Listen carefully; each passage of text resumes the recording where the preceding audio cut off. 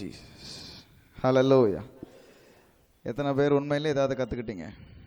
How many of you learned something this morning? I'll do it in English then. How many of you really learned something? உண்மையாக எத்தனை பேர் எதனா கற்றுக்கிட்டீங்க? Tell me the truth. உண்மையை சொல்லுங்க, சத்தியத்தை பேசுங்க.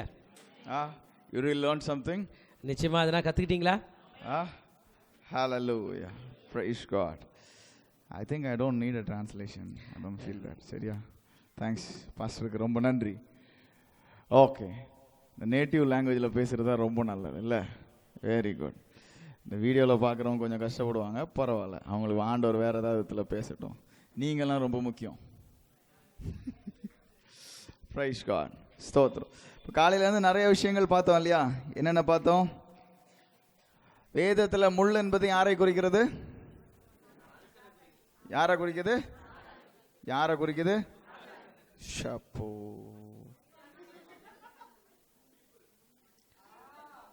இந்த மாதிரி தான் சபையில் உட்கார்ந்துருக்கீங்க, அதனால தான் இன்னும் உட்கார்ந்தே இருக்கீங்க. வேதத்தில் முள் என்பது யாரை குறிக்கிறது? மனிதனை குறிக்கிறது. சரியா? பிசாசு இல்ல, வியாதி கிடையாது. சரியா? ஓகே. யோபு மாதிரி எத்தனை பேர் இருக்கீங்க? யோபு மாதிரி எத்தனை பேர் இருக்கீங்க? நான் யோபு போல இருக்கேன்றவங்களாம் கை தூக்குங்க பார்க்கலாம். யாருமே யோபு மாதிரி இல்லையா? சரி, நான் சாலமோனை போல இருக்கேன்றவங்களாம் கை தூக்குங்க பார்க்கலாம். நான் தாவீத போல இருக்கவங்களாம் கை தூக்குங்க பார்க்கலாம். என்னங்க, நான் ஆபிரகாம போல இருக்கவங்களாம் கை தூக்குங்க பார்க்கலாம். இல்லையா? யாராவது இயேசுவை போல இருக்கீங்களா? எங்க வேலை முடிஞ்சிருச்சுன்னு நினைக்கிறேன். ஸ்தோத்திரம். நாமெல்லாம் எப்படி இருக்கோம்? எப்படி இருக்கோம்? இந்த ஒரு வார்த்தையை மட்டும் வச்சு நீங்க எதை செஞ்சாலும், யார் உங்ககிட்ட எதை சொன்னாலும், நீங்க எதை செய்ய போனாலும், நான் இயேசுவை போல இருக்கேன் அப்படின்னு பிளஸ் மைனஸ் போட்டு இது இப்படி ஃபிட் ஆகுமா ஆவாதா அப்படி யோசிச்சு பாருங்க. ஐயோ அதை சாப்பிடாதீங்க, 2 நாள் ஆயிடுச்சு அப்படின்னுவாங்க. நான் இயேசுவை போல இருக்கேன். ஏன்? நான் இயேசுவை போல இருக்கனால ஒன்றும் ஒரு விதத்திலும் என்னை சேதப்படுத்தாது என்று அறிந்திருக்கிறேன். ஐயோ ராத்திரி 2 மணி ஆயிடுச்சு. இல்லைங்க, வீட்டுக்கு போனோம், நாளைக்கு காலையில நான் போனோம். 2 மணி ஆயிடுச்சு, நீங்க படுத்து தூங்கிட்டு போங்க. நீ போகையிலும் ஆசீர்வதிக்கப்பட்டிருப்பாய், வருகையிலும் ஆசீர்வதிப்பாய். உன் வழிகளெல்லாம் உன்னை காக்கும்படிக்கு தூதர்களுக்கு அவர் கட்டளை கொடுத்திருக்கிறார். அதனால நான் யாருக்கும் பயப்படுறதே இல்லை. ஏசு யாருக்காவது பயந்தாரா? ஏசு கடல் மேல வரும்போது எத்தனை மணின்னு யாருக்காவது தெரியுமா? தெரியுமா யாருக்காவது? இருட்டில் தான் வந்தார், அதனாலதான் பார்த்து பயந்தாங்க. வெளிச்சத்தில் வந்திருந்தா ஒருவேளை இயேசுன்னு கண்டுபிடிச்சிருப்பாங்க. நடுசாமத்தில் வந்தார். நடுசாமத்தில் நடக்கிறது எனக்கு பயம் உண்டா? ஏன்? நான் யாரை போல இருக்கேன்? இயேசுவை போல இருக்கேன். நான் இயேசுவை போல இருக்கிறேன்னா என்ன சுத்தி இருக்கிற சூழ்நிலையும் எப்படிதான் இருக்கும்? விளங்குதா? இயேசு வந்தா சும்மா வருவாரா? அவர் இப்பொழுது எப்படி இருக்கிறாரோ அதே மாதிரி நாம இருக்கமா இந்த பூமியில்? அப்படித்தானே நேத்து படிச்சோம். அப்போ இப்போ இயேசு எப்படி இருக்கிறாரோ அவரை மாதிரி நம்ம இருக்கிறோம்னா, இப்போ அந்த மலையில அந்த ஒரு தீர்க்கதரிசி சொல்லும் போது, இவன் கண்ணு திறக்கட்டும்னு சொல்லி அவன் வேலைக்காரன் கண்ணு திறந்தான வேலைக்காரன் என்ன பார்ப்பான்? ஐயோ இவ்வளவு பேரு, இந்த மலை முழுசும் பெரிய கூட்டமா இருக்காங்களே. பார்த்தானா பார்க்கலையா? அப்போ ஒரு எலியா தீர்க்கதரிசிக்கு அவ்வளவு பெரிய சேனைகளை ஆண்டவர் கொடுத்திருந்தாருன்னா, அவரோட பிள்ளை இயேசு கிறிஸ்துக்கு எவ்வளவு பெரிய சேனையை கொடுத்திருப்பார். அப்ப இயேசு நின்னா இயேசுவை சுத்தி எவ்வளவு பெரிய சேனை நிக்கும்? விளங்குதா? யோசிச்சு பார்க்க முடியுதா? முடியுதா? எவ்வளவு சேனை நிக்கும்? அப்படியே ரதமும் தீயும் அப்படித்தானே இருக்கும். அப்படி இயேசு நின்னாருன்னு வச்சுக்கோங்களேன், அப்படியே யுத்த வீரர்களும் ஏஞ்சல்ஸும் ரதங்களும் படைகளும் தீயா அப்படித்தானே இருக்கும். ஃபுல்லா அப்படித்தானே இருக்கும். இப்ப நீங்க யார போல இருக்கீங்க? அப்ப உங்களை சுத்தி எப்படி இருக்கு? விளங்குதா? விளங்குதா? அதனாலதான் நான் கை வச்சா பிசாசு தெரிச்சு ஓடுறான். விளங்குதா? எனக்குள்ள யாரோட ஜீவன் இருக்கு? இயேசுவோடைய ஜீவன் இருக்கு. நான் யாருடைய ஆவினால நடக்கிறேன்? இயேசுடைய நிறைய பேர் ஆவியில நாங்க புதுசாயிட்டோம், இன்னும் நாங்க சரீரத்துல புதுசாகணும், ஆத்மால புதுசாகணும்னு சொல்லுவாங்க. உங்களுக்கு ஒரு விஷயம் சொல்றேன், உங்க ஆவி எங்க இருக்கு? உள்ளதான் இருக்கு. உள்ள எங்க இருக்குன்னு கேக்குறேன். மூளை எங்க இருக்குன்னு கேட்டா என்ன சொல்லுவீங்க? இங்க இருக்குன்னு சொல்லுவீங்க. இருதயம் எங்க இருக்குன்னு கேட்டா என்ன சொல்லுவீங்க? இங்க இருக்குன்னு வைங்க. நீங்க யார் பிரதர்? நான் ஆவி ஆத்மா சரீரம் பிரதர் அப்படின்னு வைங்க. சரி, நீங்க ஆவி ஆத்மா சரீரம். இப்ப இந்த ஆவி எங்க இருக்கு? ஆத்மா சரீரம் எங்க பிரதர் இருக்கு? இது முழுசும் சரீரம் பிரதர். நீங்க பாக்குறீங்களா, தலையில இருந்து கை கால் எல்லாம் இந்த அங்கங்கள் எல்லாம் சேர்ந்தது ஒரே சரீரம். சரிங்க, இந்த ஆத்மா எங்க இருக்கு? சரீரத்துக்குள்ள எங்க இருக்கு? சரீரம் நிறைய இருக்கு. இந்த கைக்குள்ள இருக்கா, கால்குள்ள இருக்கா, மண்டைக்குள்ள இருக்கா? எங்க இருக்கு? பிளட். ஆத்மா ரத்தத்துல இருக்கா? ஆவி ரத்தத்துல இருக்கா? ஆவி ரத்தத்துல இருக்கா? ஒத்துக்கலாமா? எத்தனை பேர் சொல்றீங்க இல்லன்னு? எத்தனை பேர் இல்லன்னு சொல்றீங்க? ஆவி ரத்தத்துல இல்லன்னு சொல்றோம். சரி, இல்லன்னு சொன்னவங்க இப்ப எங்க இருக்குன்னு சொல்ல போறீங்க?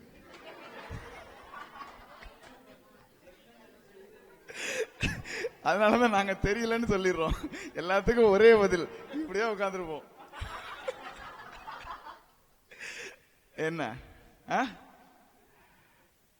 சரி, நம்ம எல்லாருக்கும் முதல் நாளே சிஸ்டர் அழகா சொன்னாங்க, இந்த மாமிசத்துக்குள்ள பேரு கிடையாது, இந்த ஆவிக்குள்ள பேரு தான் பேரு அப்படின்னு சொன்னாங்க. அப்போ இந்த ஆவி சரீரத்தை விட்டு எடுபடப்பட்டா அது மரித்த சரீரமா இருக்கு. ரைட்டா? இப்ப எனக்கு கொஞ்சம் இந்த மெடிக்கல் புக்கெல்லாம் நான் கொஞ்சம் படிச்சனால எனக்கு ஒரு சின்ன ஞானம் உண்டு. அந்த மெடிக்கல் ஞானத்துல நான் உங்களுக்கு சொல்றேன். அதாவது ஒரு உடல்ல இருக்கிற ஒரு உறுப்பு, இப்போ இந்த மூளைன்னா மூளை நிறைய உறுப்புகளால உருவாயிருக்கு, இருதயம்னா இருதயம் நிறைய உறுப்புகளால உருவாயிருக்கு, இதே மாதிரி லங்ஸ்னா அது ஒரு உறுப்புகளால, இந்த ஒவ்வொரு உறுப்பும் நிறைய செல்லுகளால உருவாயிருக்கு. பல சின்ன சின்ன செல்லா சேர்ந்துதான் அந்த உறுப்பு. அப்போ ஹார்ட் நின்னு போச்சு அப்படின்னு சொன்னா என்ன அர்த்தம்? இந்த ஹார்ட்ல இருக்கிற அந்த செல்லு எல்லாம் நின்னு போச்சு. அப்போ ஹார்ட்ல இருக்கிற இந்த செல் எல்லாம் எப்படி நிக்கும்? ஹார்ட்டுக்கு போக வேண்டிய ரத்தம் சரியா போகலன்னா நிக்கும் ஒண்ணு. அப்படி இல்லைன்னா ஹார்ட்டுக்கு போக வேண்டிய காத்து சரியா போகலன்னா நிக்கும். அப்போ ஒவ்வொரு செல்லும், அந்த ரத்தத்துக்குள்ளேயும் செல்லு தான் இருக்கு, செல்லுகளால் உருவானதுதான் ரத்தம். அப்போ அந்த ரத்தத்துக்குள்ளேயும் ஒவ்வொரு செல்லுக்குள்ளேயும் என்ன வேணும்? காத்து வேணும். காத்து இல்லைன்னா ரத்த ஓட்டம் இருக்காது, ரத்த ஓட்டம் இல்லைன்னா ஜீவன் போயிடும். அப்ப என்னோட ஒரு செல்லுக்குள்ள இருக்கிற காத்து என்னது? காத்து என்னது? விளங்குதா? ஆவியானவர் எங்க இருக்காருங்க? விளங்குதா? விளங்குதா? அவர் இல்லாம நான் இல்ல. என்னோட ஒரு உறுப்பு கூட ஆவியானவர் இல்லாம இல்லவே இல்லை. தேவன் ஒரு யுத்த சேனை வீரன் மாதிரி எனக்குள்ள அங்க இங்க போய் ஒன்னே பிக்ஸ் பண்ணி வா வான்னு உற்சாகத்தோடு இருக்கிறாரு. அதனால தானே உற்சாகத்தின் ஆவியானவர் சொல்றோம். அப்ப என்னோட ஒவ்வொரு செல்லுக்குள்ளேயும் ஒவ்வொரு அணுக்குள்ளேயும் இதே உற்சாகத்தின் ஆவியானவர் இருக்கிறார். அவர் என்ன பண்றாரு? சாவுக்கு ஏதுவான உங்கள் சரீரத்தை உயிர்ப்பிக்கிறார். அப்ப அந்த உயிர்ப்பிக்கிற வல்லமை தானே நான் வாயை திறக்கும் போது வெளியில வரும். அந்த உயிர்ப்பிக்கிற வல்லமை தானே நான் கை வைக்கும் போது வெளியில வரும். அப்ப ஏதாவது எனக்கு முன்னாடி நிக்க முடியுமா? அப்ப நான் கை வச்சா உயிர் வருமா? வருமா? Simple matter. விளங்குச்சா? ஸ்தோத்திரம். இவங்க என்ன நினைக்கிறாங்க? இந்த ஆவியானவர் இவங்களுக்குள்ள இருந்தா போதாது, இந்த இவ்வளவு பெரிய வல்லமை இருந்தா போதாது, அவரே கொடுத்துட்டாரு, ஆனா நான் என்ன பண்ணணும்? உபவாசிக்கணும், நான் ஜெபிக்கணும், அப்பதான் பிசாசு என்ன பண்ணுவான்? ஓடுவான்னு நினைக்கிறாங்க. அது சரின்னு நினைக்கிறீங்களா தப்புன்னு நினைக்கிறீங்களா?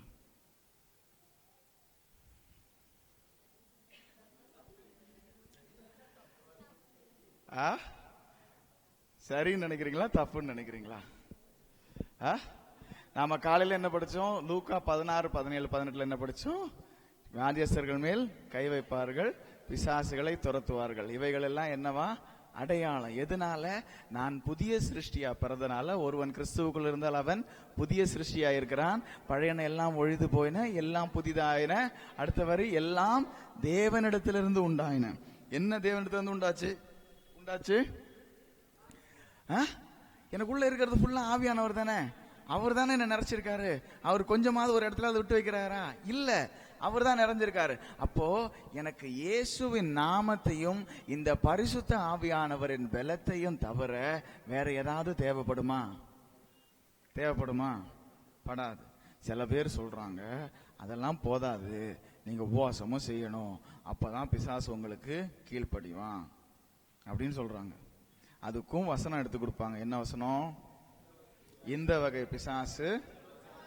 ஆமா, நீங்க என்ன இப்ப படிக்க போறீங்கன்னா மார்க் 9:29 எடுங்க, இல்லைன்னா மத்தேயு 17:29 எடுங்க.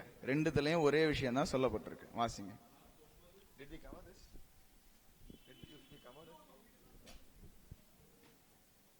வாசிங்க. மார்க் 9:29. ஆ ஆ ஆ ஆ ஆ ஆ ஆ ஆ ஆ சரி, அது நீங்க படிச்சதுல சரி. நீங்க இப்ப மத்தேயு 17:29 படிங்க. 29. ஆ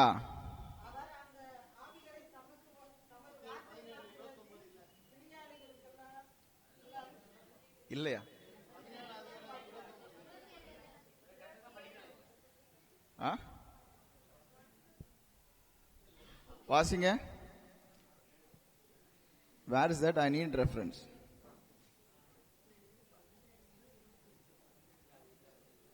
Is that in that account Matthew 17?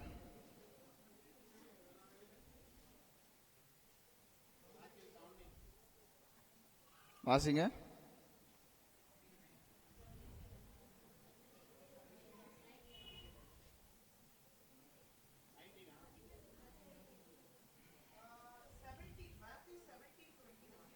Twenty சரி. ஆ ம் ம் ம் ம் அப்ப நமக்கு என்ன புரியுது? அப்ப என்ன புரியுது நமக்கு? சொல்லுங்க. என்னங்க? ஜாதி பிசாசு. அப்போ ஒரு ஜாதி பிசாசு இருக்கு. What is the reference? Matthew 17:21. Right. என்ன எழுதியிருக்கு? சரி. இப்போ இந்த ஜாதி பிசாசு, அப்போ ஒரு ஜாதி பிசாசு இருக்கு. இந்த ஜாதி பிசாசு உபவாசம் பண்ணாதான் போகும். அப்படிதானே எழுதியிருக்கு பைபிள்ல. நான் கேட்கிறேன், ஒரு 2 நிமிஷத்துக்கு முன்னாடி எவ்வளவு உற்சாகமா இருந்தீங்க? அந்த உற்சாகம் இப்ப இருக்கா? அப்படியே அமங்கி போச்சு. விளங்குதா? அப்போ உண்மையிலே வேத வசனம்னா எழுதியிருக்கா, தீர்க்க தரிசனம் எதுவுமே பக்தி விருத்திக்காகவும் உங்களை பரிசுத்தத்திலையும் கிருபையில நிலைநிறுத்துறதுக்காக தான் வரணும். அப்போ நான் தேவனுடைய வார்த்தை ஒண்ணு கேட்கிறேன், அது என்னை குற்றப்படுத்துது, இல்லைன்னா எனக்கு முடியாதுன்னு சொல்லுதுன்னா நான் கொஞ்சம் யோசிக்கணும். விளங்குதா? விளங்குதா? அப்போ இந்த வசனத்தோட ஒத்ததா வேற வசனம் இருக்கா? ஒரு இடத்துல இது சட்ட புத்தகம் கிடையாது. விளங்குதா? ஒருத்தரும் ஒரு காலகட்டத்தில் எழுதின சுருள்களை எடுத்து அதை ஒரு புத்தகமா போட்டு பைபிள்னு வச்சிருக்காங்க. அப்போ இது எல்லாமே பல மொழிகளிலிருந்து மொழிபெயர்க்கப்பட்ட விஷயங்கள். சரியா? அப்போ எழுதினவர் பரிசுத்த ஆவியானவரானா உண்மை, பிழைகள் இல்லையானா இல்ல. மோசே எழுதினதெல்லாம் எப்பப்போ உள்ளதெல்லாம் மோசே கிட்ட ஆவியானவர் சொல்லி மோசே எழுதியிருக்காரு. சரியா? அப்போ மூல பாஷையிலிருந்து மொழிபெயர்க்கப்பட்டு வரும்போது ஆங்கிலத்துல வரும்போதே சில பிழைகள் உண்டு. தமிழ்ல கிங் ஜேம்ஸ் வெர்ஷன் அப்படின்ற ஒரு வெர்ஷனை தான் எடுத்து மொழிபெயர்த்தாங்க. அப்போ இந்த மொழிபெயர்ப்பு நடக்கும்போது அதுல சில பிழைகள் நடந்தது உண்டு. சரியா? நான் காலையில கூட உங்களுக்கு 2 விஷயம் சொன்னேன். நமக்கு ஒரே த மெஷர் ஆஃப் ஃபெய்த். அதெல்லாம் நீங்க சில இந்த பைபிள் காலேஜுக்கெல்லாம் போனீங்கன்னா லிஸ்டே எடுத்து கொடுப்பாங்க. இந்த இதுல இப்படி இருக்கு, இதுல இப்படி இருக்கு, இதுல இப்படி இருக்கு, இது மூல பாஷையில கிடையாது, இந்த வசனம்லாம் NIVல இருக்காது, இந்த வசனம்லாம் இருக்கும், இது ஒமிஷன், இது அடிஷன் அப்படின்னு நிறைய இருக்கும். சரியா? நம்ம ஒரு புக்கு வரும்போதே முதல்ல ஒரு புக் வருது, அடுத்த புக் வரும்போது அதை அப்டேட் பண்றாங்க, வெர்ஷன் மாத்துறாங்க, எல்லாம் பண்றாங்களா? இது எல்லாமே டைப்பிங்லயும் டிரான்ஸ்லேஷன்லயும் உள்ள வித்தியாசங்கள். சரியா? அப்போ சரி, நீங்க அப்படி சொன்னா நான் பைபிளை நம்பி நான் எப்படி படிக்கிறதுன்னு கேட்பீங்க. உங்களுக்கு சொல்லி கொடுக்கறது இதுல எழுதியிருக்கிற எழுத்து கிடையாது, பரிசுத்த ஆவியானவர். அப்போ இந்த பரிசுத்த ஆவியானவர் தான் சொல்லி கொடுக்குறாருன்னு எனக்கு எப்படி தெரியும்? கொஞ்ச நேரத்துக்கு முன்னாடி இருந்தீங்கல்ல, ஒரு வசனத்தை கேட்கும்போது உங்க மனசு துள்ளி உள்ளம் உற்சாகமா குருதிச்சுதுன்னா அது பரிசுத்த ஆவியானவர். இது செய்யக்கூடாதுன்னு ஆண்டவர் சொன்னாலும் உங்களுக்குள்ள அந்த சமாதானம் இருக்கும். ரைட்டு, அதை பேசுறாருன்னா அது பரிசுத்த ஆவியானவர். உங்களால அமைதியா இருக்க முடியல, சமாதானமா இருக்க முடியல, அலசடி இருக்குதுனாலே யாரோ பரிசுத்த ஆவியானவர் தவிர வேற யாரோ பேசுறாங்கன்னு அர்த்தம். இது எல்லா இடத்துலயும் புரிஞ்சுக்கணும். இதை புரிஞ்சுக்கிட்டீங்கன்னா தீர்க்கதரிசனம் சொல்றது, வேர்ட் ஆஃப் நாலேஜ்ல எல்லாம் ஆப்ரேட் பண்றது ரொம்ப ஈஸி. சரியா? சரி, நம்ம டாபிக் வரும். அப்போ இந்த வசனத்துல என்ன சொல்லுது? இது செய்யலைன்னா முடியாது அப்படின்னு சொல்லுது. ஆனா எனக்கு சந்தேகம் வருது. எனக்கு தேவனுடைய நாமத்தை எல்லா நாமத்துக்கும் மேலான நாமம்னு சொல்லிட்டாரு. என்ன உன்னதங்களிலே உட்கார பண்ணிட்டாரு. உன்னத துறைத்தனங்களும் அதிகாரங்களையும் உறிஞ்சு போட்டுட்டாரு. எல்லாத்துக்கும் மேல என்ன உட்கார வச்சிருக்காரு. அப்படி எல்லாத்துக்கும் மேல நான் உட்கார்ந்து இருக்கும் போது, சிலுவையில ஆணி அடிச்சு பிசாசின் தலை நசுக்கப்பட்டு இருக்கும் போது எனக்கு வால் மட்டும்தான் துடிச்சிட்டு இருக்கு அப்படின்னு சொல்லும் போது, எப்படி இந்த ஒரு விஷயத்துக்காக நான் உபவாசிக்கணும்? என்னால இதை ஏத்துக்க முடியல. சரியா? உங்களால ஏத்துக்க முடியுதா? முடியல. சரி, இப்போ நாம இயேசு கிறிஸ்துவே பார்ப்போம். இப்போ இயேசு கிறிஸ்து உபவாச குறிச்சு வேற இடத்துல பேசியிருக்காரான்னு பார்க்கலாம். விளங்குதா?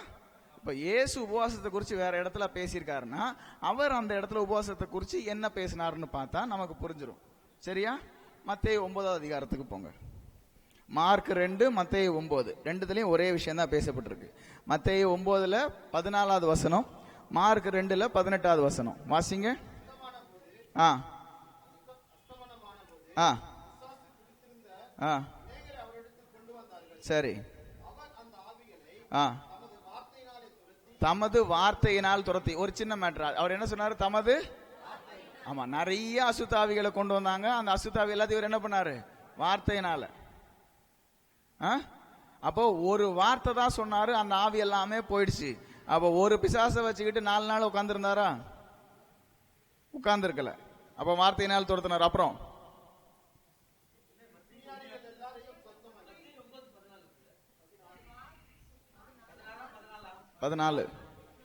14. அப்பொழுது யோவானுடைய சீஷர் அவரிடத்தில் வந்து, நாங்களும் பரிசேயரும் அநேக தரம் உபவாசிக்கிறோம், உம்முடைய சீஷர் உபவாசியாமல் இருக்கிறது என்ன? ரைட், கேளுங்க.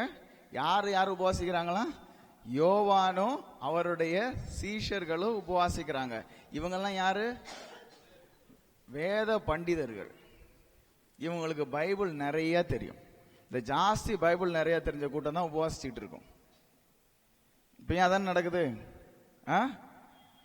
ஏன்னா வேதத்தை நிறைய படிச்சுக்கிட்டு இவங்களுக்கு கிறிஸ்துவின் நாமத்து மேலேயும் விசுவாசம் போயிடுச்சு, ஆவியானவர் இருக்கிறாருன்றதையும் மறந்துட்டாங்க. இவங்க உபவாசம் தான் இவங்களுக்கு பெருசாயிடுச்சு.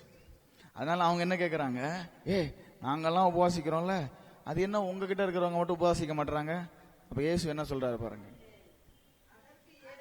அதற்கு இயேசு, மணவாளன் தங்களோடு இருக்கையில் தோழர்.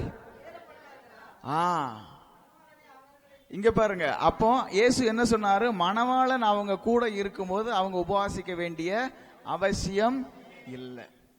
விளங்கிருச்சா? அப்ப இயேசுவே சொல்லியிருக்காரு, என் சீஷர்கள் உபவாசிக்க தேவையில்லை. அப்போ 9வது அதிகாரத்துல உபவாசிக்க வேண்டான்னு சொன்னவர் எப்படி இங்க வந்து உபவாசிக்கணும்னு சொல்லியிருப்பார்? சந்தேகம் வருதா இல்லையா? இப்ப இந்த சந்தேகத்தை இன்னும் தெளிவுபடுத்தணும்னா இயேசு எந்த இடத்துல அப்படி பேசினார்னு பார்க்கணும். சரியா? இப்ப திரும்ப நீங்க போங்க, மத்தேயு 17:21 போங்க. 20வது வசனம் வாசிங்க. மத்தேயு 17:20 வாசிங்க. 19 வாசிங்க. சரி, அதுக்கு மேல வாசிங்க. அதுக்கு மேல வாசிங்க. அதுக்கு மேல வாசிங்க. ரைட். என்ன சொல்றாரு? உங்க சீஷர்ட்ட கொண்டு வந்தேன், அவங்களால அதை என்ன பண்ண முடியல. அதுக்கு ஒரு 4 வசனத்துக்கு மேல படிச்சீங்கன்னா தெரியும், ஆண்டவர் எல்லா பிசாசையும் துரத்துறதுக்கு சீஷர்களுக்கு அதிகாரம் கொடுத்திருந்தார். அது எழுதியிருக்கா?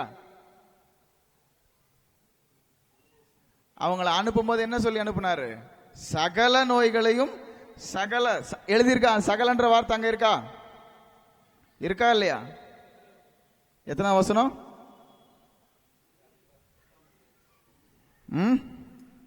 சரி, இதை வாசிங்க போதும். வாசிங்க, ஏதோ ஒரு வசனம் வாசிங்க.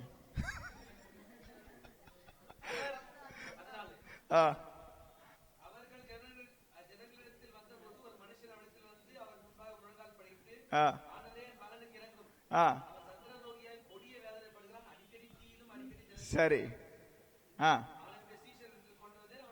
சரி, சீஷர்களால சொஸ்தமாக்க முடியல. அப்புறம் சரி, இயேசு பிரதியுத்தரமாக என்ன சொன்னாரு? எல்லாரும் வாசிங்க, எல்லாரும் வாசிங்க.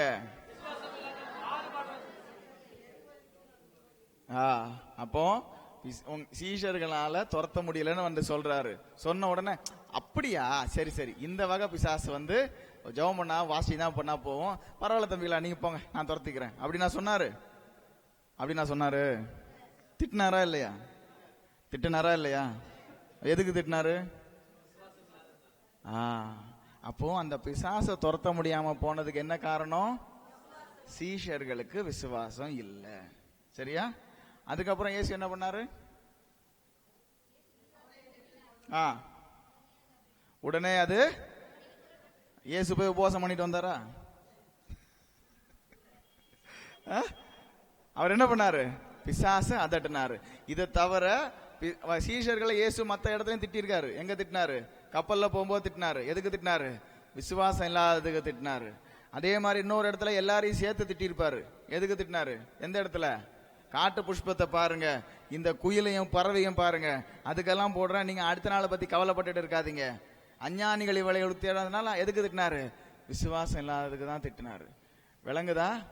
கடுகு விதை அளவு இது வந்த விசுவாசம் இருந்தாலும் இந்த மலையை பார்த்து பெயர்ந்து போன்னு சொன்னா அது பெயர்ந்து போகும். விளங்குதா? தேவன் அந்த பலவானை ஏற்கனவே கட்டி விட்டார். இது வேற ஒரு டாபிக் இருக்கு, இந்த பலவானை முந்தி கட்டுறது. எத்தனை பேர் பலவானை கட்டிட்டு போறீங்க? சொல்லுங்க. நம்ம வெளியில போக கூடாது பிரதர், நம்ம போறதுக்கு முன்னாடி பலவானை கட்டிட்டு தான் போனோம். பண்ணிருக்கீங்களா இல்லையா? அத ஒரு நிமிஷம் போய் படிங்க போங்க. அது எங்க இருக்கு? மத்தேயு 12:28 வரைக்கும் வாசிங்க.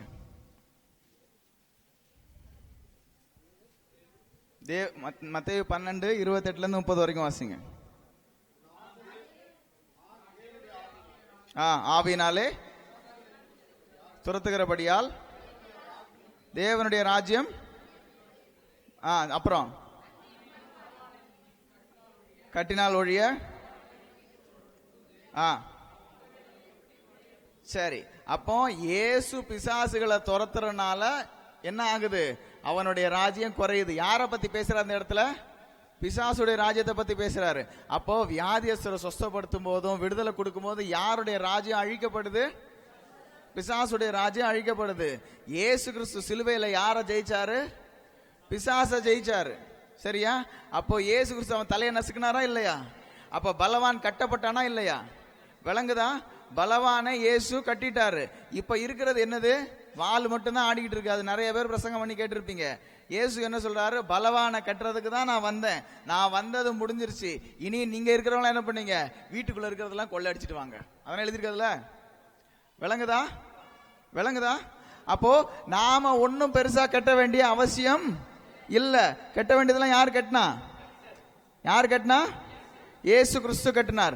அப்போ இயேசு கிறிஸ்து சீஷர்கள் கிட்ட உபவாசம் இருக்க வேண்டிய தேவையில்லைன்னு சொல்லிட்டாரு.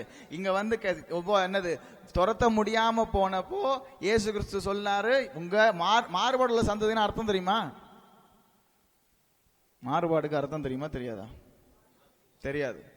அதுல மூல பாஷையில பாத்தீங்கன்னா ஒரு கணவனை வச்சுக்கிட்டு இன்னொரு கணவன் கூட போறதுக்கு தான் அந்த வார்த்தை மாறுபாடு உள்ள வார்த்தைன்னு பேசும்.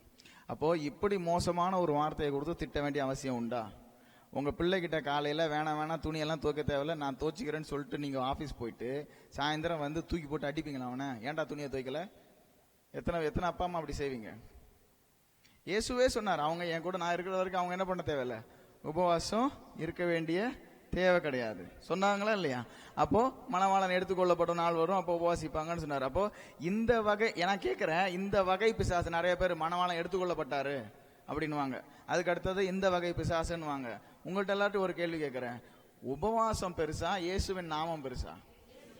அப்ப இயேசுவின் நாமத்துக்கு போகாதது உன் உபவாசத்துக்கு போயிடும். அப்ப நீங்க கிறிஸ்துவின் நாமத்தில் விசுவாசம் உள்ளவர்களா இருக்கிறீங்களா, உங்களுடைய கிரியையில விசுவாசம் உள்ளவர்களா இருக்கீங்களா? உபவாசம் பண்ணா பிசாசு ஓடுன்னு சொல்றவங்க கிரியையை நம்புறவங்களா நாமத்தை நம்புறவங்களா? விளங்குதா? நம்ம கிரியையை நம்புறவங்களா இருக்கணுமா நாமத்தை நம்புறவங்களா இருக்கணுமா? விளங்குதா? அப்ப உபவாசம் பண்ணவே வேண்டாமா? கேப்பீங்களா மாட்டீங்களா? முதல்ல உபவாசம்னா என்னன்னு பாப்போமா? ஏசாயாவுக்கு போலாம். ஏசாயா 58 4 இருந்து 6 வரைக்கும் வாசிங்க. இதோ வழக்குக்கும் வாதுக்கும்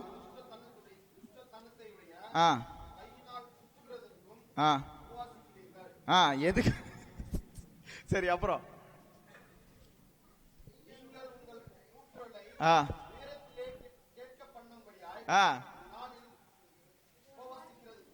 நீங்கள் உங்கள் கூக்குரலை உயரத்திலே கேட்கும்படியா உபவாசிக்கிறது போல் உபவாசியாதிருங்கள். நாமெல்லாம் எப்படி உபவாசிக்கிறோம்? பரலோகத்தை உழுக்கிறோம், வானத்தை திறக்கிறோம், அப்படித்தானே உபவாசிக்கிறோம். அங்க என்ன எழுதியிருக்கு? உன் சத்தம் வானத்துல கேட்கிறபடிக்கு, அவர் காதல எட்டுறபடிக்கு, உயரத்துல எட்டுற வரைக்கும் உபவாசிக்காதான்னு எழுதியிருக்கா இல்லையா? உங்களோட உபவாச ஜபங்கள் எப்படி இருக்கு? இப்படித்தானே இருக்கு. அப்படி செய்ய சொல்லி எழுதியிருக்கா? ஏசாயா என்ன எழுதுறாரு? திரும்ப படிங்க. இதோ வழக்குக்கும் வாதுக்கும் துஷ்டத்தனத்தை உடைய கையினால் குத்துகிறதற்கும் உபவாசிக்கிறீர்கள். நீங்கள் உங்கள் கூக்குரலை உயரத்திலே கேட்கப்படும்படிக்கு இந்நாளில் உபவாசிக்கிறதுக்கு, சத்தம் வானத்தை எட்டுறதுக்கு, வானத்தின் கதவை உடைக்கிறதுக்காக உபவாசிக்காதன்னு சொல்றாரு. அப்படித்தானே சொல்றாரு? பைபிள தானங்க படிச்சீங்க? விளங்குதா? சபையில நடக்கிற உபவாசம் எப்படி நடக்குது? இப்போ அந்த உபவாசத்துல ஆண்டவர் ரொம்ப பிரியப்பட்டிருக்காரா? யாருக்கும்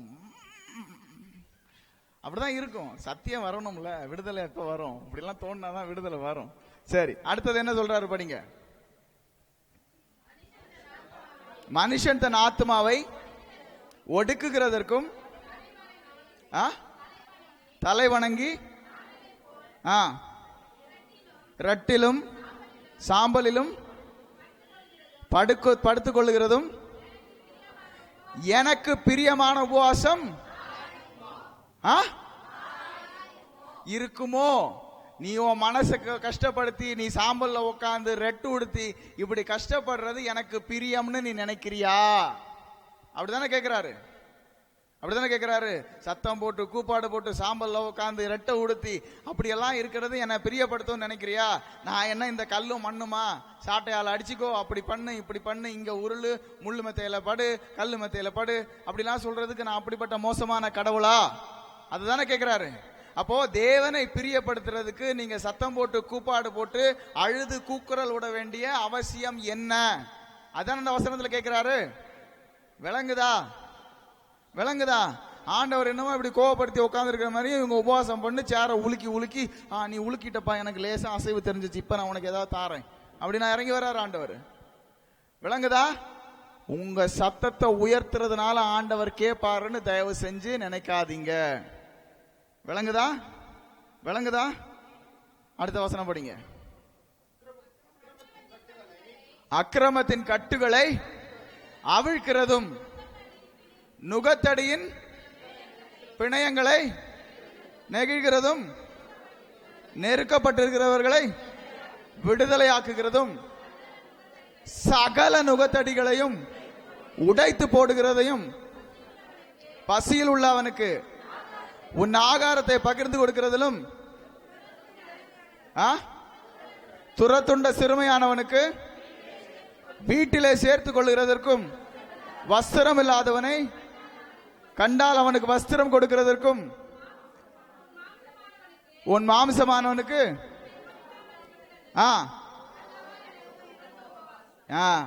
உகந்த உபவாசம் என்னது?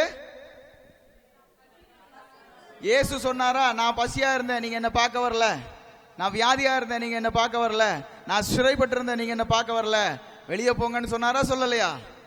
இன்னைக்கு உட்காந்து சத்தம் கேட்கிற அளவுக்கு ரெட்டு உடுத்தி சாம்பல்ல உட்கார்ந்து இருக்கவங்க எல்லாம் இப்படி வெளியில போய் சுவிசேஷம் சொல்லாம ஆண்டவர் ராஜரிகம் பண்ணுகிறாருன்னு சொல்லி மக்களை விடுதலை செய்யாம இருக்கிறவங்க எல்லாம் அப்படிதான் இருப்பாங்க.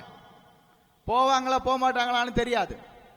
தேவனுக்கு பிரியமான உபவாசம் என்னது?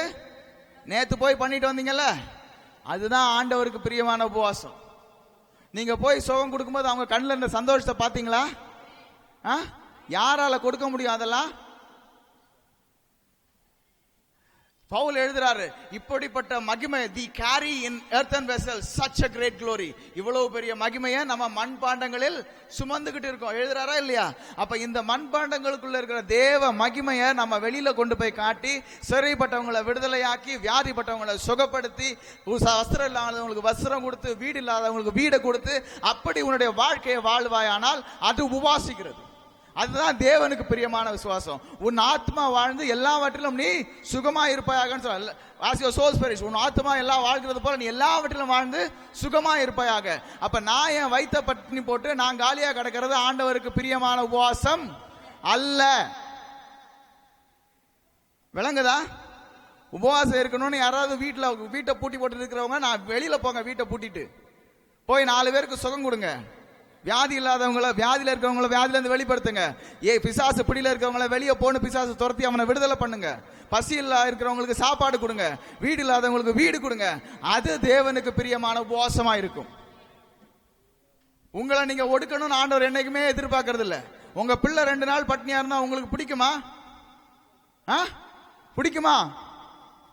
உங்களுக்கே உங்க பிள்ளை 2 நாள் பட்னியா இருக்கிறது பிடிக்கலன்னா நீங்க 40 நாள் உபவாசம் இருக்கிறது ஆண்டவருக்கு பிடிக்கும்னு நினைக்கிறீங்களா? ஆண்டவர் அதுல பிரியப்படுறது இல்ல. பவுல் எழுதுவாரு, நீ ஆகாரத்தை ஆசீர்வதிச்சு சாப்பிட்டாலும் நல்லது, நீ ஆகாரத்தை வேணான்னு இருந்தாலும் நல்லது. படிச்சிருக்கீங்களா இல்லையா? அப்ப நீ ஆகாரத்தை ஆசீர்வதிச்சு சாப்பிட்டாலும் ஆண்டவருக்கு ஸ்தோத்திரம் தான். இல்ல ஆண்டவரே உமக்காக நான் ஒரு வேளை சாப்பிடாம இருக்கேன்னு சொன்னாலும் ஆண்டவருக்கு ஸ்தோத்திரம் தான். விளங்குதா?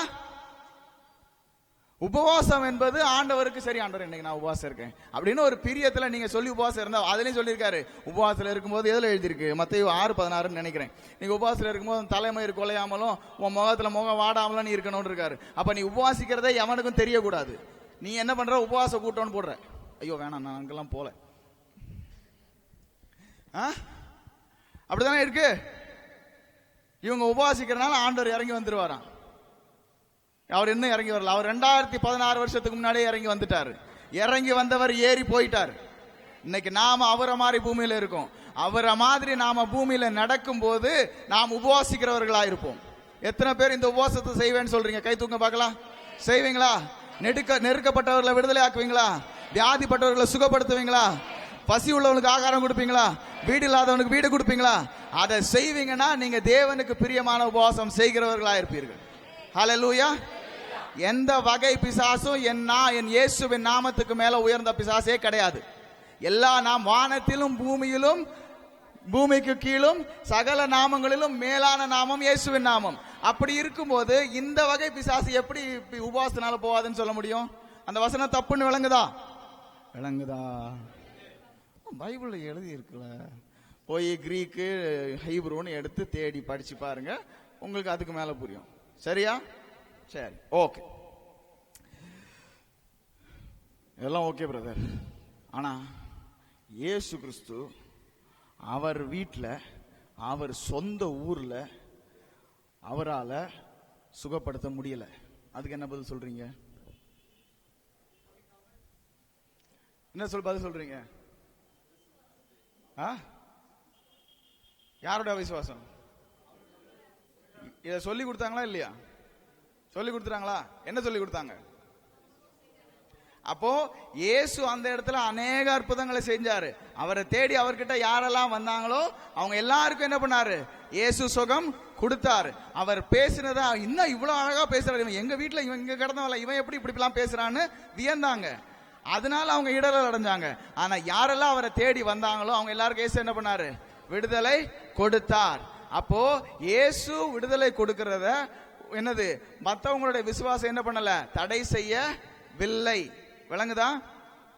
உனக்கு வேணானா நீ அந்த பக்கமா போனீங்கன்னா போ, ஆனா நீ என்ன பார்த்துட்டேன்னா உனக்கு நிச்சயமா விடுதலை உண்டு. நாம அப்படிதான் வாழணும். விளங்குதா? சில பேர் இவங்க என்ன அங்கெல்லாம் போனவா அப்படி போவாங்க, அவங்க நமக்கு கிட்ட வரவே இல்லை. விளங்குதா? ஆனா அவங்கள நம்ம பார்த்துட்டோம்னா நம்ம என்ன பண்ணணும்? இங்க 2 பேர் கேட்பாங்க, அவங்க கேட்டா தானே நம்ம ஹீலிங் கொடுக்க முடியும், அவங்க கேட்கலன்னா எப்படி ஹீலிங் கொடுக்கறது? அவங்க எங்கேயோ அங்க போயிட்டு இருக்காங்க, நான் இங்க இருக்கேன். அவங்க என்ன கேட்டாங்கன்னா சுகம் கொடுப்பேன். இப்ப இயேசு அந்த ஹீலிங் நடந்த இடத்துல அவர் ஓகே, அவர் யாரெல்லாம் வந்து கேட்டாங்களோ அவங்களெல்லாம் ஹீலிங் கொடுத்தாரு. அப்படி நினைப்பீங்க. இன்னொரு மேட்டர் சொல்றேன். கூனியான ஒரு ஸ்திரீ, அவ வந்து காசு போட போவா. இயேசு வந்து அப்ப என்ன பண்ணுவாரு? இது காஸ்பல் ஷேர் பண்ணிட்டு அவர் உட்கார்ந்துருப்பார். அவ இவ காசு போடுறத பார்த்து அவளை கூப்பிட்டு நீ சரியாயிட்ட போன்னு சொல்லுவாரு. படிச்சிருக்கீங்களா இல்லையா? அந்த கூனி இயேசு கிட்ட வந்து கேட்டாளா? கேட்கல. விளங்குதா? அப்போ இதுல இருந்தே நமக்கு என்ன தெரியுதுன்னா, அதே மாதிரி அந்த நாயின் ஒரு உள்ள வரும்போது அந்த விதவை பாட இயேசு என்ன பண்ணுவாரு? தொடுவாரு. யாராவது இயேசு கிட்ட வந்து இயேசுவே சுகம் கொடுங்கன்னு கேட்டாரா? கேட்கல. அப்போ நான் தேவனுடைய புத்திரனாய் நடக்கும்போது நானும் சகோதரன், அவரும் சகோதரன். என்ன நேசிக்கிறது போல நானும் அந்த சகோதரனை நேசிக்கிறேன். அப்படியா? அப்படின்னா நான் அவருக்கு சுகம் கொடுப்பதையும் இயேசு அவனை எழுப்பி விடுவதையும் தடுக்க யாராலையும் முடியாது. அப்போ அவ வியாதிப்பட்டிருக்கானா நான் போறேன், நீங்க விடுதலை ஆகுங்க. இப்ப இயேசு வந்து நீ வந்து ஹாஸ்பிட்டல்ல போய் என்ன பார்க்கல, இல்லாட்டா சிறைப்பட்டதை பார்க்கல, அவங்க நம்மளை கூப்பிடுவாங்க. அதுக்கப்புறமா நம்ம போக மாட்டோம்ல, நம்மள போவோம். விளங்குதா? அப்போ என்னை கூப்பிட்டாதான் போவேன் அப்படின்னு சொல்லிட்டு இருக்க கூடாது. அந்த கூனி வந்து கூப்பிடல, இயேசுவா அவ கூனியா இருக்கா, அவ கூனியா இருக்கிறது நல்ல, நான் சுகம் கொடுக்குறேன். இவன் செத்து போயிட்டான், அந்த அம்மாவை பார்த்தாரு, இவருக்கு மனதுருக்கம் வந்துச்சு, அவரு போய் சுகம் கொடுத்தாரு. அப்போ நாம வாலண்டியரா போய் எனக்குள்ள இந்த தேவ மகிமை இருக்கு, எனக்குள்ள இந்த கிருபை இருக்கு, என்னால இது முடியும், இயேசுவ நாமத்துல நீ எழுந்து நடன்னு எல்லாரும் எந்திரிச்சு நடத்துறவங்களா இருக்கணும். கரெக்டா? விளங்குதா? காரணம் சொல்லிக்கிட்டு சாக்கு போக்கு சொல்லிட்டு எப்பயும் எங்கேயுமே என்ன பண்ணக்கூடாது? உட்கார்ந்துருக்க கூடாது. ஸ்தோத்திரம். இதுல ரொம்ப இந்த ஃபாஸ்டிங் உண்மையில எதுக்கு இருக்காங்க தெரியுமா? இவங்களை ஒடுக்கி இவங்களை தாழ்த்தி ஆண்டவர் கடத்துல கொடுக்குறாங்களாம். அதுக்கு தான் ஃபாஸ்டிங் இருப்பாங்க. ஆமாவா இல்லையா? அப்படிதான் சொல்றாங்களா? நான் அதெல்லாம் செய்யறது இல்லை அப்படிங்கிறார் அவரு. உண்மையான தாழ்மை என்னது? ஏற்கனவே இதை நம்ம தொட்டிருக்கோம். இப்பவும் நீங்க சொல்லலைன்னா அவங்களை என்ன பண்றது எனக்கு தெரியல. உண்மையான தாழ்மைன்றது என்னது? உண்மையான தாழ்மைன்றது என்னது? எடுங்க, எபிரேயர் 12:22-29 வரைக்கும் வாசிங்க. 12:22-29 வரைக்கும். நீங்களோ சீயோன் மலைநிலத்திற்கும் ஜீவனுள்ள தேவனுடைய நகரமாகிய பரம எருசலேம் இடத்திற்கும் 1000-10,000 தேவ தூதர்களிடத்திற்கும் பரலோகத்தில் பேர் எழுதியிருக்கிற முதற் பேரானவர்களின் சர்வ சங்கமாகிய சபையினிடத்திற்கு யாவருக்கும் நியாயாதிபதியாகிய தேவனிடத்திற்கும் பூரணராக்கப்பட்ட நீதிமான்களுடைய ஆவிகளிடத்திற்கும் புதிய உடன்படிக்கையின் மத்தியஸ்தர் ஆகிய இயேசுவினிடத்திற்கும் ஆபேலுடைய ரத்தம் பேசினதை பார்க்கிலும் நன்மையானவர்களை பேசுகிற ரத்தமாகிய தெளிக்கப்படும் ரத்தத்திற்கும் வந்து சேருவீர்கள்.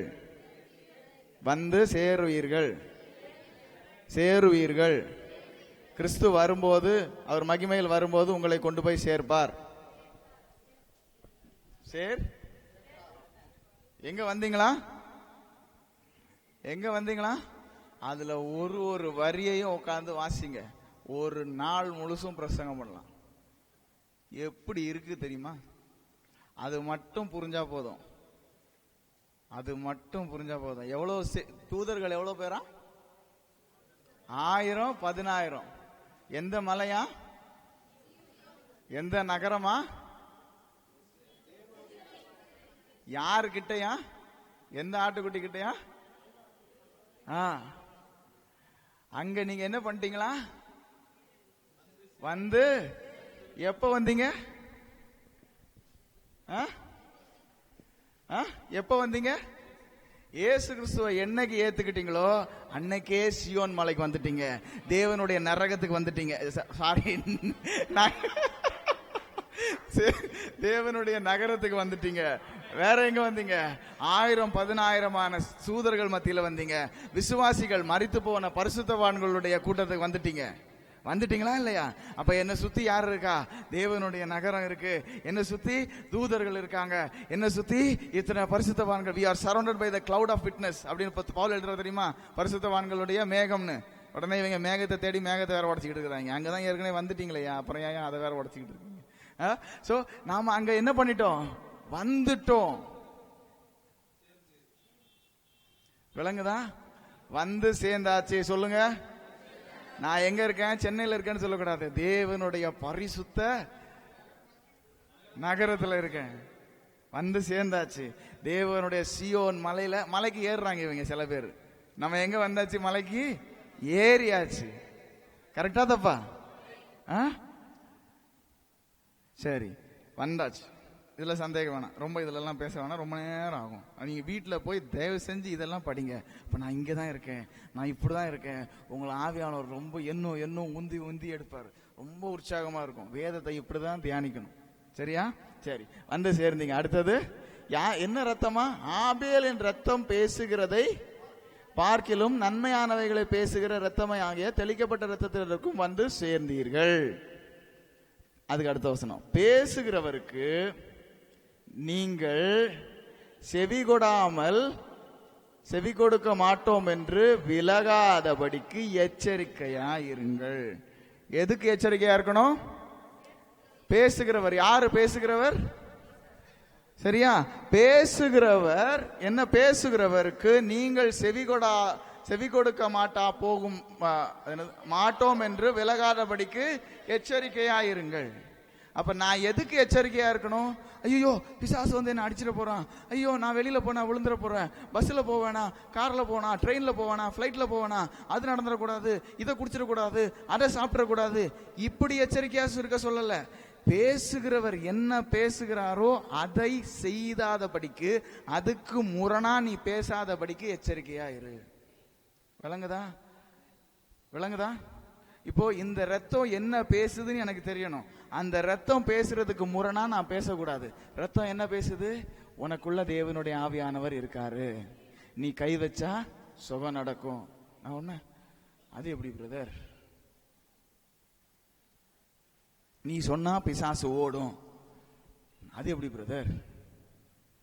விளங்குதா?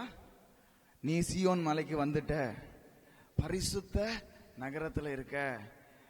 உன்னை ராயல் பிரீஸ்ட்ஹுட், தேவனுடைய ராஜரிக கூட்டமா ஆண்டவர் மாத்திட்டாரு. உன் பாவங்களை எல்லாம் அவர் கழுகி உன்னை அழகாக்கிட்டாரு. அதையெல்லாம் கொலைச்சு போட்டாரு. இன்னைக்கு தேவனுடைய மகிமையை சுமக்கிறவனா உன்னை வச்சிருக்காரு. உனக்கு தோல்வியே கிடையாது. நீ தலையா இருப்பாய், நீ வாளாக இருப்பதில்லை. இதுதான் அந்த ரத்தம் பேசுது. அப்படித்தானே? உன்னுடைய செய்கைகளின் படி அல்ல, என்னுடைய செய்கைகளின் படி உன்னை நான் நிலைநிறுத்துகிறேன், உயர்த்துகிறேன், நடத்துகிறேன். அதான அவர் சொல்றாரு. இதுக்கு விரோதமா பேச எச்சரிக்கையா இருங்கள். விளங்குதா? அப்ப என்னால முடியாது, நான் செய்ய முடியாது, நான் வேத வசனம் சொல்றதுக்கு விரோதமா தயவு செஞ்சு பேசாதீங்க. நாங்கள் தேவனுடைய புத்திரரா இருக்கிறோம். கிறிஸ்து இருக்கிறது போல நாமும் இருக்கிறோம். அப்போ தேவனுடைய வசனம் கண்ணாடி மாதிரி நான் பார்த்தா, அந்த கண்ணாடி என்ன சொல்லுதோ அந்த சுபாவ முகத்தை பார்த்து அதை மறக்காம நான் நடக்கணும். எச்சரிக்கையாயிரு, மறந்து போகாத. இல்ல நம்மளாலலாம் முடியாது, இல்ல நாமெல்லாம் என்ன சொல்லவே கூடாது. எவனும் தாம் எண்ண வேண்டிய விதத்திற்கு உயர்வாய் எண்ணாமல், தன்னை குறித்து எண்ண வேண்டிய விதத்திற்கு மிஞ்சி எண்ணாமல். அப்ப தன்னை குறித்து எண்ண வேண்டிய விதம் ஒன்று இருக்கு. அப்ப தன்னை குறித்து எண்ண வேண்டிய விதம் என்ன? இயேசுவை போல, அவருடைய ஆவி, அவருடைய விசுவாசம், அவர் இருக்கிறது மாதிரியே நானும். என்னிடத்தில் குறைவு இல்லை, பரிசுத்த நகரத்துக்குள்ள வந்துட்டேன் அப்படின்னு சொல்லணும். அதுதான் நான் நினைக்க வேண்டியது. இதுக்கு முரணா நான் என்ன பண்ணக்கூடாது? பேச கூடாது. அதுக்கப்புறம் வர்றது ரொம்ப பவர்ஃபுல்லா இருக்கு, படிங்க.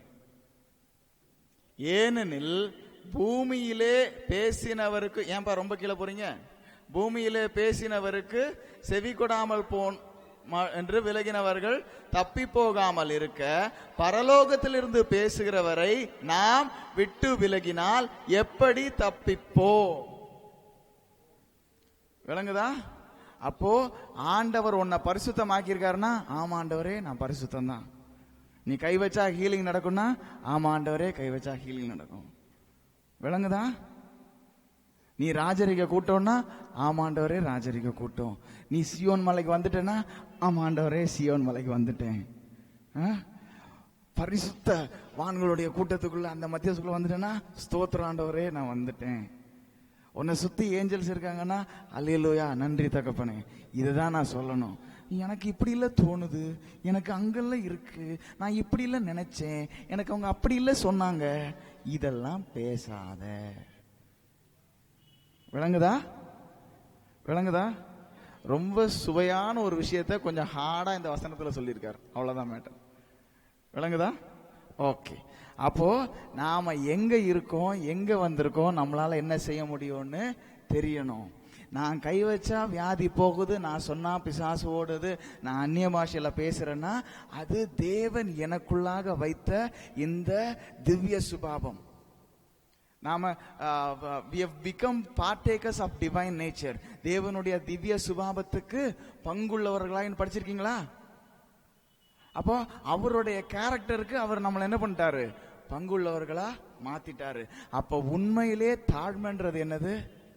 ஆமாண்டவரே நீர் என்ன பரிசுத்தப்படுத்திட்டீர், ஆமாண்டவரே நீர் எனக்கு உம்முடைய கிருபையை கொடுத்திருக்கிறீர், உம்முடைய நாமத்து நிமித்தம் நான் பிசாசு பிடித்தவர்களை விடுதலை ஆக்குவேன், உம்முடைய நாமத்தினாலே, அதனால தான் உம்முடைய நாமத்தினாலே ஒரு சேனைக்குள் பாய்வேன், மதிலை தாண்டுவேன். அப்படின்னா என்ன?